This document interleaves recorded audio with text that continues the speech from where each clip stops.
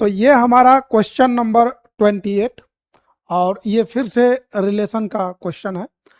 और इसमें जैसा कि कंडीशन दिया हुआ है, if R is a relation defined on the set of natural number N as follow and R is X comma Y, मतलब आर के अंदर जो एलिमेंट है एक्स कॉमा वाई वो क्या है, तो X and Y both belongs to natural number and this relation is fulfilled, मतलब 2x प्लस वाई जो होना चाहिए वो 24 होना चाहिए।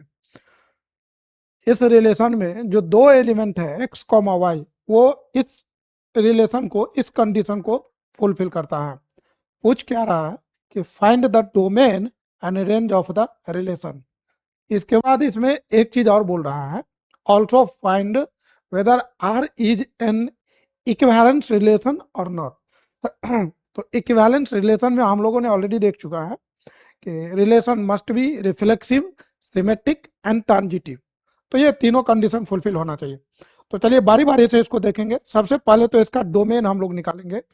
डोमेन मतलब जो फर्स्ट कोऑर्डिनेट होता है एक्स, एक्स क्या क्या है उसकी बात करेंगे, वो डोमेन हो जाएगा। और वाई क्या है वो रेंज हो जाएगा। तो बारी बारी से इसमें हम रखेंगे। सबसे पहली बात यहाँ पर 2x प्लस वाई, ये आपका 24 दिया हुआ है। तो यहाँ पर जो y है that is equal to 24 minus 2x। अब चूंकि x and y both natural number है तो इसमें हम बारी बारी से रखेंगे। x comma Y both belongs to natural number, और नेचुरल नंबर हम लोग जानते हैं this is 1 2 3 4 5 6 and so on, ये कंटिन्यू रहेगा इन्फिनिटी तक।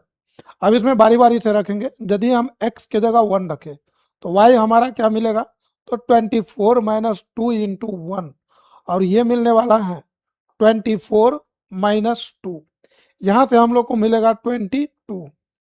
नेक्स्ट यदि x के जगह हम लोग 2 रखेंगे तो y क्या मिल सकता है, तो 24 और यहाँ पर रखना है 2, तो 2 इंटू 2 4 हो जाएगा, और 24 माइनस 4 करेंगे तो यह हमको 20 देगा। उसी तरह से x3 यदि हम y x के जगह 3 रखें तो 24 माइनस 2 इंटू 3 जो कि 6 होगा, और ये हमको 18 देने वाला है। यदि x हम 4 रखते हैं तो y हमको, आपको क्या मिलने वाला है, मतलब ये आपको मिलने वाला है 16। यदि x हमको, x यहाँ पर 5 रखा जाए तो y मिलेगा 16, इसके बाद 14। x आप 6 रख सकते हैं, कहाँ तक रख सकते हैं, तो 12 11 तक रख सकते हैं। तो x7, x equal to 7, x is 8, then x 8, 8 after 8 ये 9 होना चाहिए, 10 होना चाहिए, 11 होना चाहिए। अब y जो मिलेगा वो y क्या मिलेगा, y मिलने वाला है आपको 12, देन 10, देन 8, यहाँ पर जो y मिलेगा तो ये 8, then 6, then y this is 4, और यदि हम 11 रखते हैं तो ये हमको 2 देगा, क्योंकि 24 माइनस 11 टू जा 22, तो ये 2 मिलेगा। तो जो डोमेन सेट हुआ, डोमेन, डोमेन की यदि बात किया जाए, डोमेन, तो डोमेन हमारा है जो x हमने पुट किया है, x डोमेन को लिखने का तरीका है x such that x comma Y belongs to r। यदि 11 के बाद हम 12 रखेंगे तो यहाँ पर ये 0 आ जाएगा, 12 टू जा 24, y 0 हो जाएगा, और 0 नेचुरल नंबर में नहीं है। इट मीन्स 11 के बाद हम लोग नहीं रख सकते हैं, तो 11 तक रखेगा। तो यहाँ पर ये क्या देने वाला है, x comma Y belongs to r। तो x हम लोगों ने क्या क्या पुट किया, 1 2 3 4, और कहाँ तक हम लोगों ने रखा, दैट इज इक्वल टू 11। तो ये डोमेन हो गया। यदि रेंज की बात किया जाए, रेंज ऑफ द फंक्शन, तो रेंज है हमारा जो आउटपुट मिला, तो जो y का कलेक्शन है, तो y क्या क्या हम लोग को मिल चुका है। तो y 2 से, मतलब यदि इंक्रीजिंग ऑर्डर, असेंडिंग ऑर्डर में हम रखें तो 2, 4, 6, 8 जितने भी इवन नंबर हैं, तो 2 से लेकर के आपको 22 तक ये सारे इवन नंबर हम लोग को मिला है। तो ये डोमेन हो गया और ये रेंज हो गया। नेक्स्ट इसमें एक चीज और बोला गया था कि find whether R is an equivalent relation और नॉट। तो इस रिलेशन को चेक करना है कि ये मतलब इक्विवेलेंस है या नहीं। तो इसके लिए सबसे पहले हम रिलेशन लिखना चाहेंगे, वो रिलेशन है क्या। तो जरा इसको ध्यान से देखा जाए, हम यदि 1 रखे हैं तो 1 कॉमा क्या है 22। यदि आपने 2 रखा है, 2 पे क्या मिला है 2 पे 20, 3 पे क्या मिला है हम लोग को 18, 4 पे क्या मिला है 4 कॉमा 16, 5 पे क्या मिला है 14, 6 पे 12, 7 पे हम लोग को 10 मिला है, 8 पे 8 मिला है,